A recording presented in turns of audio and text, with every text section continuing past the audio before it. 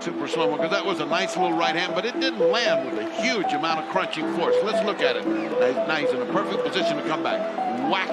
And you see he's turning his head as he got hit. But it was enough to stun him, and he kind of tripped over Mike's feet as well. الان کل شهر با صدام کله میزنن، جوری میام انگار گرگم و گله میبرم، بازی و بلدم بدون دسته میبرم، دیگه بلانت به کار نیست فله میزنم. یه گوشم در بود یه گوش در بازه، اصلا دنبال شهر بودم تو گهواره تهران ما رو داره اگه هنوز سرپای سر سبزارم و سرخ زبونم آره رو توشک میبرم بیشتر جردن، با روز وای خودکار میشم مثل رستم با گرز، لشم حتی با کت شلوارو شدم افی دیگه انقدر خوردم ما رو، معلمم و درس میدم به شیطون با یه زنگ روال هرچی کف شمرون، تیمم یه جوری در میاره کارو کیف کنی، ثابتم همش رو ترکیب مثل بین رونی، تویش رینگی باخت نمیدیم انگار تایسونیم، سیاست دارم قد 3 تا سارکوزی، سرم بالا موند حتی اگه یه جا پام سوری، رولا هلندی چشا کایفوی میشم، سر همسایه ها خراب سرشم، صدا بالا سر رو میاد کلان دمه در همه چی و کره دکترم برام قد غم میگه رفتنیه مگه